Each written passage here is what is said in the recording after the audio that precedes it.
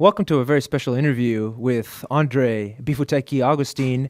This is basically going to be a warm-up for the AMA, which starts in 1 hour. So if you're here for the AMA, definitely stick around because it's coming. We're also going to try something new. We want to talk to Bifuteki, but we also want people to be able to ask him questions. There's a lot of still a little bit of a question surrounding Apex series. And if you don't know what happened, about a year ago, the previous organizer of the Apex series, tournament series, had a bit of a falling of grace moment, and as a result, the future of Apex was uncertain.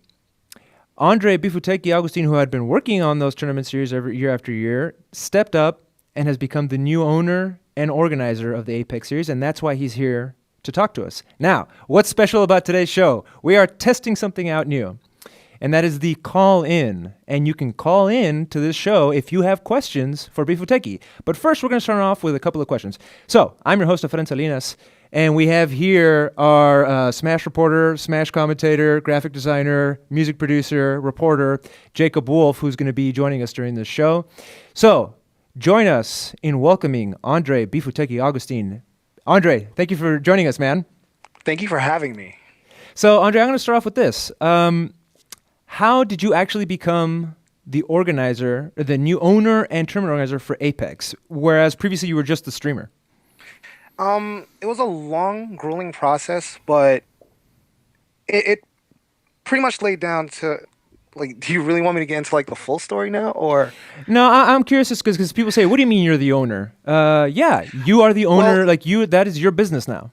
Okay, so Jonathan basically vacated, Kristen DeSaro vacated, so both of these two left, and there was no one manning the ship. And basically, yes, the ship was sinking, but there were players that needed to be paid. So I basically said, you know what, I'm just going to step in, fill out whatever forms I need to fill out so that I can receive payments from whatever sponsors that still need to be paid, that still need to pay Apex, and get these players paid. And that's pretty much how we got to this point where we are right now. And Andre, I mean, when you say that, there was prize pools that were not paid out, or people who had won and were waiting on money had not been paid out for a while. As I understand it, that was remedied, though, right? Partially. There are still a few players that are still waiting for payment. Okay. Let's move on. Let's talk about Apex. I mean, the past is the past, and we have some excellent reporting on that at the daily.esports site, so you can Google that, daily.esports, and look up Apex, and there's two very good articles that explain what happened with Mr.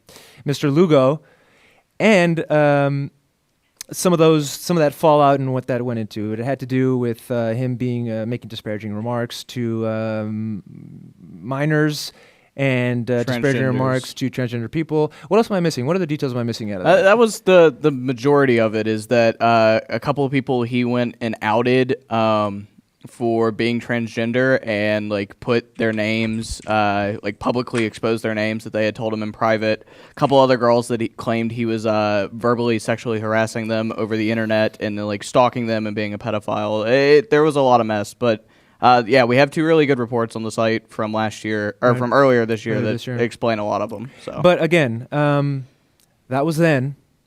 We have new management, new organizer. We have Bifuteki. Now, but let me ask you this, Bifu. The Apex name took a hit. Yes. Why would you want to not just start a new tournament? It's kind of tough to start something from new, especially when you're looking at a sponsor perspective. A lot of sponsors from the previous years are very interested in the legacy of Apex, and a lot of the sponsors want to deal with the legacy.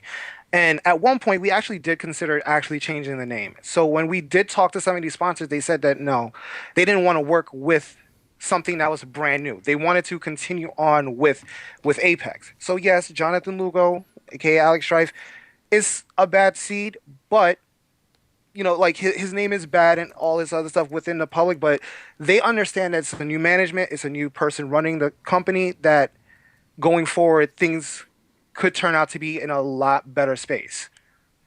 Okay. But, you know, for tournament organizers, like, do you think the moment's passed for Apex? You know, this year we've seen the rise of, like, DreamHack, MLG is back in the scene. There's other tournament organizers, you know, that are really putting it out there. And Genesis is back, too, which is around the same time frame, a spring major. So do you think the time has passed for Apex, or do you see a good I mean, turnout this next year? I mean, it. I don't think the time has really passed. I think it's great for Smash to actually have multiple tournaments out there that showcase the game, that showcase all the games. Because like if you think about it, Big House, which is like super big, DreamHack, which is super big, things like that, they're only running Melee and Smash 4. Nothing's running 64, nothing's running Brawl. Yes, those are the two least attended things, but at Apex is probably the highest attended event for those two other games. No other tournament runs Brawl, no other tournament runs 64. So for an all-around Smash event, I feel that Apex was the epitome for all of Smash, not just Smash Melee and Smash 4.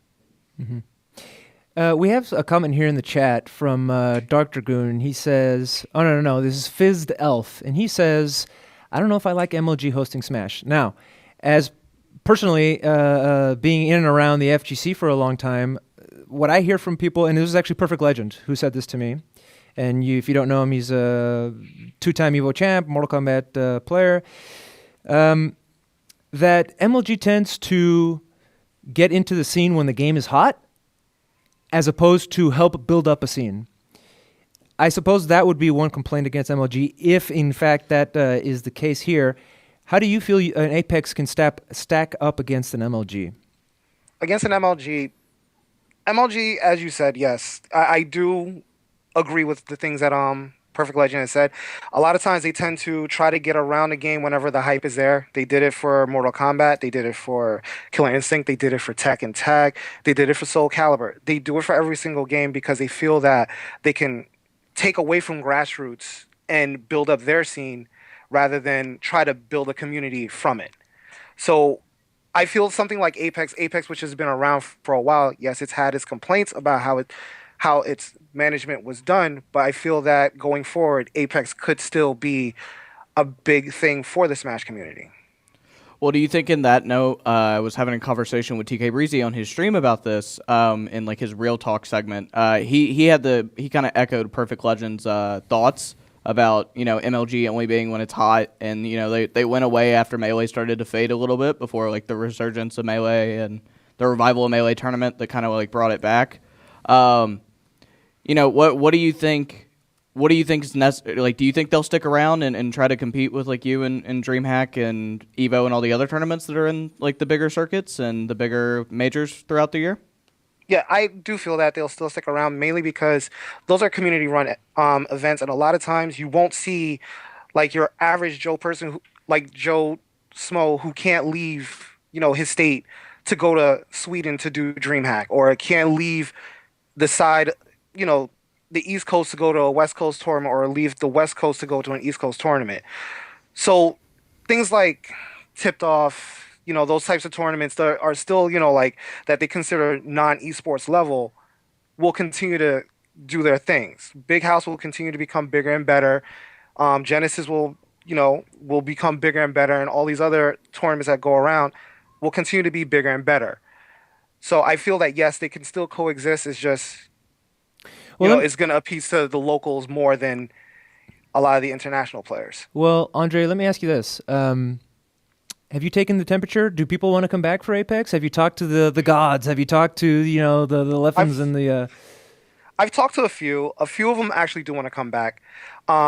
Given the fact that we're no longer holding it in the winter, so being that yes, it will be on the East Coast. I can't release a date yet, but it's no longer going to be in the winter. I could say that much. Okay. So we got rid of the Christmas colors with the logo. So it's no longer around the Christmas time. So it won't be there. It will be when it's warm, it's nice out, and things like that. So we're going to handle things differently. But a lot of the top players that I spoke to, they're all interested in it. They all feel that I need to come out and just say, look, Jonathan Lugo's not running things. It's all me and my staff at Bifuteki that are running things. So there's my statement on that. And you have a really solid staff there. Yes, I have a solid staff. We've done many different things.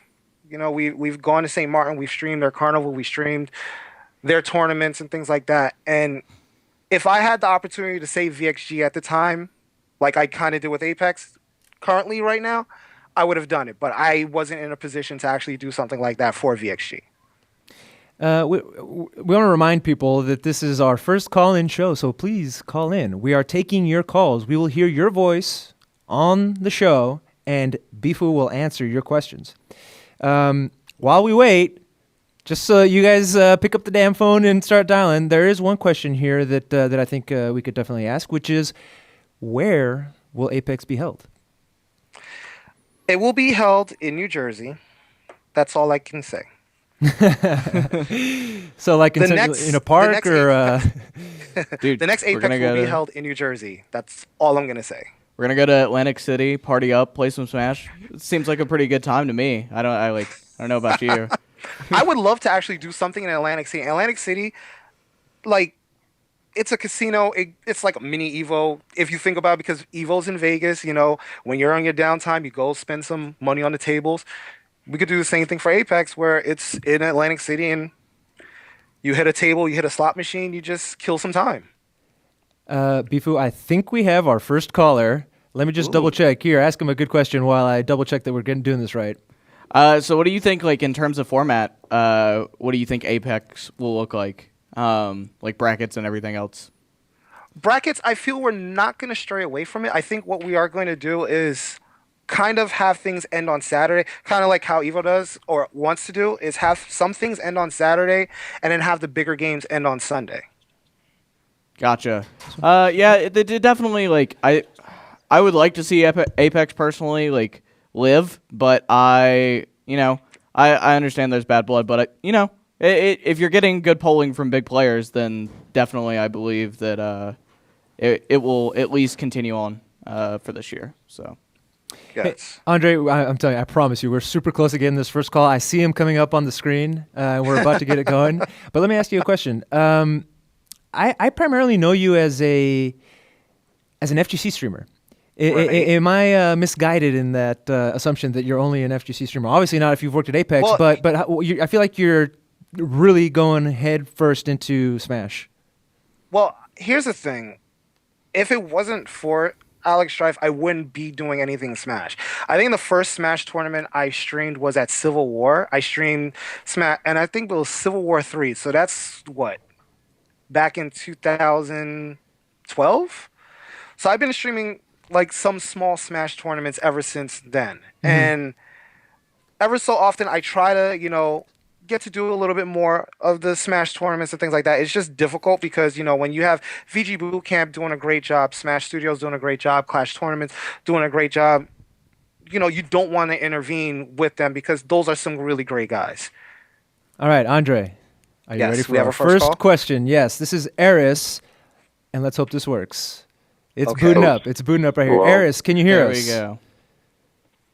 Hello, yes. Hi, Hey, can you what's hear up? us? Hello. We can hear you. Hi, What's your sorry. question? My question is for the future of Apex. I'll be quick about it, but our main story is I used to, know about competitive Smash. Like about 10 years ago, I knew about competitive Smash. I quit. I came back. Huge. But the only thing is different is that I remember Apex used to be what Evo and MLG and CEO and all those big tournaments are today. I'm just trying to see, do you think that Apex will ever return to the custom glory or whatever that it used to be? Because I know that over the past few tournaments that people I've seen, they've said, it looks good when you watch it, but when you're there, it's different. So what do you think? So Andre, the question is basically, it looks cool for the audience at home, but maybe not so much when you're actually there. Can you speak to that? I can speak to that because having worked the last few Apexes, I can tell you this much, that the number one complaint that I've always had and I've always suggested to them is always having a proper floor plan.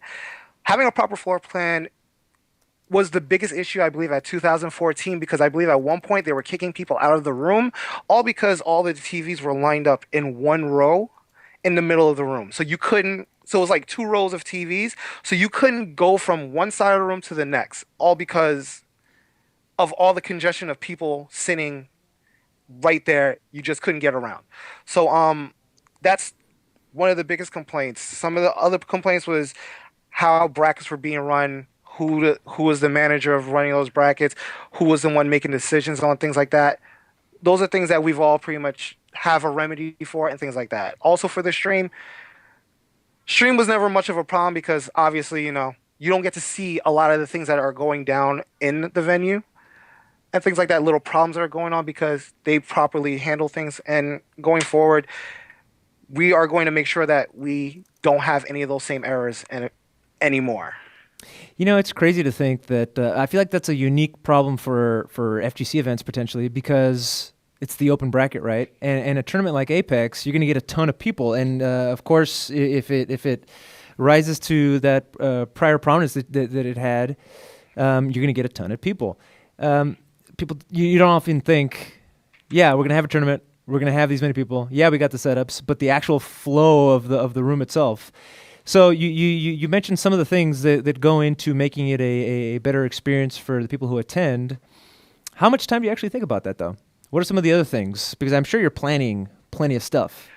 Yeah, we're planning a lot of stuff. I'll tell you this much. Ever since I came on board, one of the things I normally do, especially with every TO that I work with, is I like to have a after event meeting where we basically break down a lot of the problems that took place at the tournament and give them suggestions of things that they could do to remedy it. Um, I have it all listed out because I always email it to them, and then we have a Skype conversation about it, and we discuss it in more detail about how they can actually fix it. So I have a list of the past 3 to 4 years of things to discuss that we were to discuss and to actually fix, where some of the things were fixed, but then some of the things were left ignored. So going forward, yes, I know what to fix and what to actually handle. Do you think like elevated stages help that? Kind of the thing that MLG New Orleans was probably my best example. So they brought pretty much everybody up on stage for matches. So it the floor plan was an arena and then it was elevated stage. So people walk up and it's a lot less cluttered. Yes, that's something that we want to do as an elevated stage, so that this way you don't have that whole clutter of people towards the front and things like that. We also want to have like proper spacing completely there so that this way if someone gets super excited and jumps off the stage, they don't jump on somebody. You know what I'm saying? Hey, Bifu, we have some suggestions here for how you could rebrand Apex. We have Apex 2, make Apex great again. Apex 2, Electric Boogaloo. Any of those do anything for you? Actually, we have another caller for you here. I'm not entirely sure of this person's name, so as soon as we get them on the line, could you please give us your name and go to your question? Sure, it's Gilo. Hey, what's up, Andre?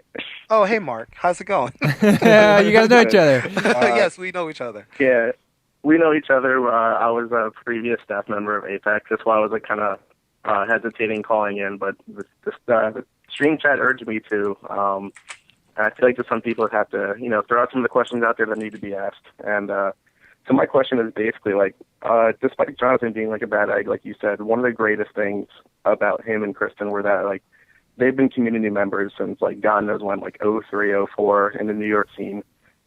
They're people that you would see at Smash Fest playing the game, playing 64, Melee, Brawl, anything. And I feel like that's a lot of the reason why Apex originally catered so hard to the community and still focused on games like 64 and Brawl, and started out as just a smaller tournament.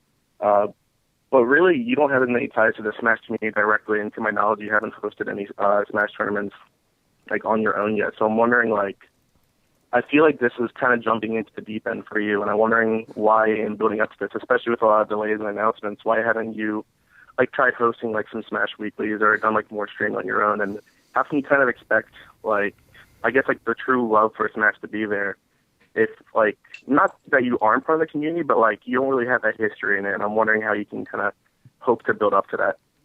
Well, to answer that first question, obviously I live in New York, and New York has a very large Smash scene, and I really do think that our good friend Jesse Hertz has that whole tournament scene covered. He hosts 3 tournaments Friday, Saturday, and Sunday.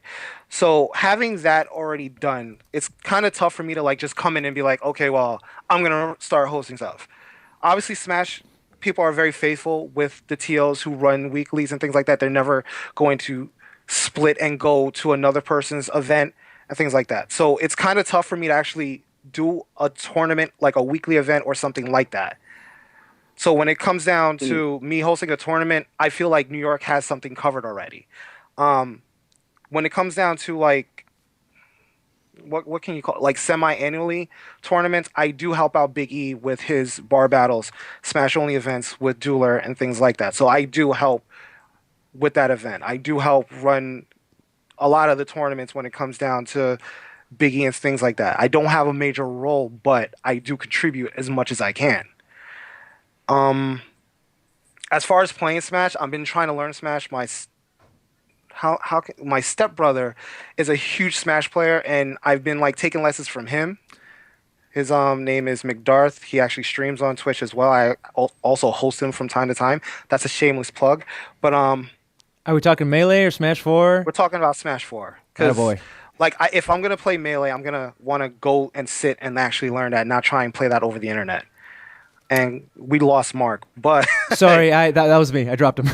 Sorry about that. I thought his question was Okay. done, so I let him go.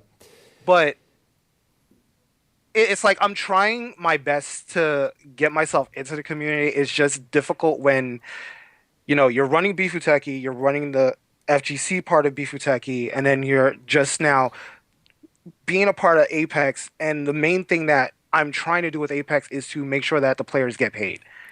Okay. That's like my main goal right now. So like I've tried to get into some matches and things like that at Canada Cup, but it was like super tough for me to get into one because since I was streaming Canada Cup, it's like super difficult. Before we have another question, and it's I'm going to go ahead and let Jay take it. We're getting him on the line. Jay, can you hear Hello. us? Hey Jay. Hi, how's it going? Jay wants to know if you have any experience, but Jay, I'll let you ask it. I can ask it. I'm a Luigi man. I moved from Mexico to New Jersey around a year ago, and I've been going to a lot of tournaments for the first time. So my question is, what do you think about Donald Trump wanting to deport all Luigi mains? You want to know something?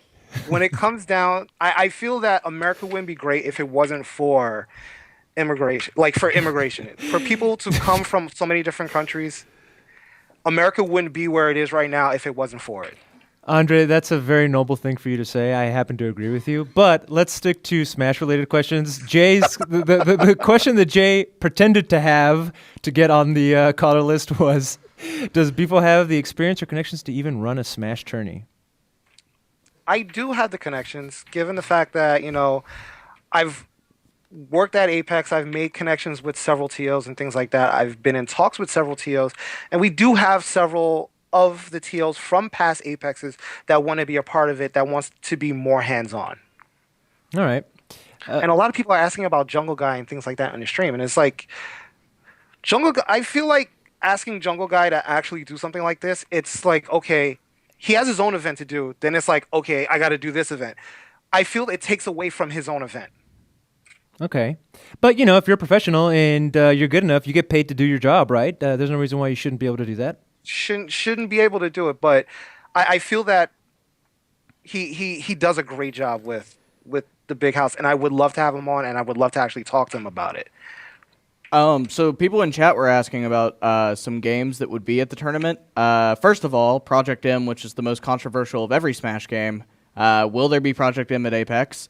No. Okay, no. And why not? Due to the fact that there is still a agreement between Apex as a company and Nintendo, Project M probably will not be a game at Apex. And given your background, another person asked if there's ever a chance we would see USF 4, Street Fighter, or Street Fighter 5. Yes, you will see fighting games at Apex. So yes, Right. you will see Street Fighter 5, you will see Marvel vs. Capcom, you will see Guilty Gear, you will see a few other games and things like that. But we haven't made our game list for FGC just yet. But as I've always said that Smash is a part of the FGC because a lot of the fundamentals that you learn from one game transfers over to the next. So a lot of players who are actually really good at Melee are actually godlike at Marvel. All right. We have another question for you. Sure. This is a call from Garterbelt. Garterbelt, are you there? Yeah, I'm here. Garterbelt, you're on the air. Ask your question, buddy. All right, so I wanted to ask if Bifuteki has an estimated number of how many people are expected to come to the event, and if from that expected number, does he have a venue that will accommodate the size of the people, of the estimate? Because we have previous experiences that the venue was just not up to standard, was not big enough, or just there's too many people. To answer that question, the estimated amount, I figure that, we should get around the same number of people that came this year for 2015. So when it comes down to the space, I feel that the space is very well adequate with the places that we've been talking to. I hear frogs in his background. Yeah. Sorry, I can handle that. Let me ask you a question here. This is a follow-up from Mark. I let him go. I hung up on him, but he threw a follow-up in the chat, and I'm gonna pose it to you. Basically, it sounds great. I appreciate the effort, but then why Apex? What's your driving force to take over Apex? If you're still in the phase of learning the game and are only a helping role, why not try to solely host a regional or something first to help get experience and prove to people that you may or may not have what it takes? And then the same kind goes for staffers announced so far. What are their qualifications? Yeah, I mean, it's just questions like basically why you. As everybody knows that the FGC is extremely critical. You can't just roll up. We've had guys like the Dallas 10K that went down, the Epic Gaming Lounge guys. They came out of nowhere, threw a tournament, announced a ton of money, and then completely shit the bed, right? Right. How do you, again, you've been answering this question here and there, but again, how do you curb that? I mean, the best way for you to curb it is if I did a regional, like let's say we put Apex into a regional stance, or let's say I didn't step into Apex and I just hosted, okay, Bifuteki hosts Smash World Tour or something like that, and I do this event, and it's just something for just the local guys. In all honesty, I still have Apex because the only reason why I took over Apex was so that players could actually get paid.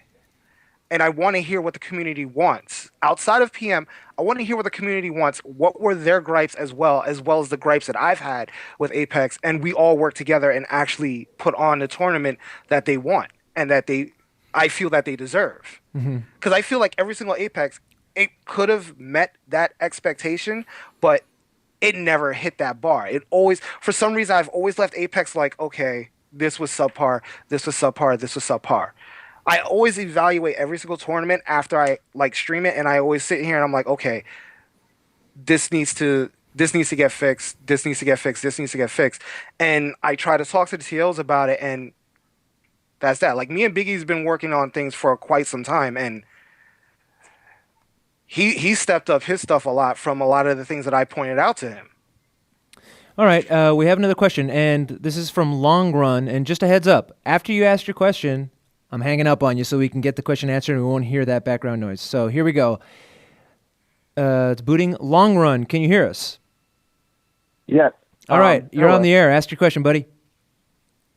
All right. I just wanted to ask if Bifuteki would be trying to stream most of Apex by himself, or if he would allow more set Smash streams like VG Bootcamp and things like that to run the stream, because I feel like the benefit to the Smash community and the viewership would be greater if a more established streamed the tournament. To answer that question, no, I will not be streaming Apex at all. If I'm going to be running the tournament, if I'm going to basically be the guy behind the scenes, I'm not going to be the guy that's actually running the stream. So we've already reached out to a couple of streamers, so Can you make any announcements? not currently. VG Bootcamp, have you talked to them? We've talked and things like that, but that's pretty much it. We Okay. haven't really talked much as of late. But officially, there will not be a tune into the Bifuteki stream because you will not be the one streaming it. Yeah, there will be no stream that weekend on the Bifuteki channel. Okay. All right. We have another question, and this is from another streamer, not just a streamer. This is coming to us from Panda. Oops, I think we lost him, actually. We had a question from Panda, but it's I think gone. he took the question. I think the person before, because I see in the chat, he's like, he took my question. Okay, well then that was Panda's question. Panda, I hope you got your question answered. We wanted to hear your sweet, sexy voice, but I guess not. Panda will talk though. Yeah? Yeah. You think Panda's looking for a, hey, hit me up? I know. Yeah, I already know. We've had the pleasure of working with Panda on numerous occasions. Before I worked for the Daily Dot and since working for the Daily Dot. And really, I know firsthand that at EVO, that guy got told at his Tekken stream that it was the best stream at EVO. So if you were able to handle a guy like that or land a guy like that, you'd be in good shape. Which brings me to the question of streamers in general. Are they a rare breed? Are they a hardworking breed? Are they apples and oranges? Are they comparable across the board? You're a streamer, Panda's a streamer, but I think of guys like Spooky. Of course, I'm thinking FGC. What are your thoughts on the streamers landscape? The streamer landscape is very vast and wide. You have your hard workers, you have your trendsetters, you have your people who are complacent with the things that they do. And you could basically break them up into that category. So you have you have your main eventers. It's kind of like going to a rock concert. You have your headliners, you have your front runners, you have your middle of the thing, and then you have your after show or your pre-show streamers. Okay. Or your pre-show acts. So that's how I feel that it breaks down when it comes to like streamers of FGC as well as the Smash community. Okay. Where do you put yourself on that list? I'm not mainstream just yet. I would like to get into that point, but at this point, like I'm the middle act. So I feel like I'm the one that you put on just before Spooky comes on. I hear you. That's cool. I mean, that's something to strive for. So cool. What do you think makes a good streamer, though? Specifically for Smash, since you've not done many streaming or Smash streaming tournaments. Like, what do you think makes a good Smash Bros. Streamer? I'll be honest with you. When it comes down to streaming Smash, FGC, and things like that, you have to be very attentive to the game, very attentive to the cameras, very attentive to the crowd. Those are the three things that you have to be very attentive to because you always want to catch that one shot that will basically let the stream know what type of stuff is going on within the venue. So for me as a Smash streamer, like I've done a few of them, like very attentive to presentation of the game, presentation of cameras, presentation of the scoreboard, presentation of just about everything. It's always about presentation. How you present something is always great. And I'm always looking to push that envelope and try to present things in a much different way. We're coming to the end of the show because we're going to have to take a quick break so that we can reset for the AMA, which is what everybody here wants to check out what SFAT has to say about Leffen calling him out for a $1,000 money match. I hope But SFAT bodies him. you hope SFAT bodies him? How do you feel about that, man? I mean, because we're talking about you're going to take a deep dive into the Smash world, right? In a I pay very attention significant to way. it. SFAT better body him. That's all I have to say. Leffen is, you're great and all, but it's time for you to be lower. You need to get your freaking ego dropped a little bit. Well, we're definitely excited to be talking about that, and I will be replaced by the one, the only Ian Barker for that show. But before we let you go, Bifu, what do we need to know? What are some things that we didn't ask you about that you think are relevant? And people have questions about Apex. People have concerns. Blow up your Twitter? I mean, I don't want them to blow up the Twitter because the thing is, it gets tiring to sit there and just type like this all the time. If I'm ever streaming on on my Twitch, y'all more than welcome to come and ask me questions. I will answer whatever questions you guys may have. Just know that I won't answer that. This is your definite answers. No to if there ever will be PM at Apex. And if you want a date, you have to wait for that. And where? You got to wait. That's it. Just know it's in Jersey. Any ETA on when those would be out? We're hoping for somewhere around December, like mid-December. Because right now we're just trying to wrap up everything from the payments and things like that. And once that's done, we'll be able to continue to move forward. We just got to take it one step at a time. All right, Andre, I want to thank you very much for coming on the show and being, letting us experiment with our first ever call-in show. Hey, it was great. I suspect we'll see you again prior to Apex, or at least we'd be happy to have you back. If you missed any part of the Bifuteki interview, it will be on YouTube as its own VOD within 12 hours. And we want you to stick around because the regularly scheduled AMA will start in about 15 minutes. Thank you very much, guys. Stick around.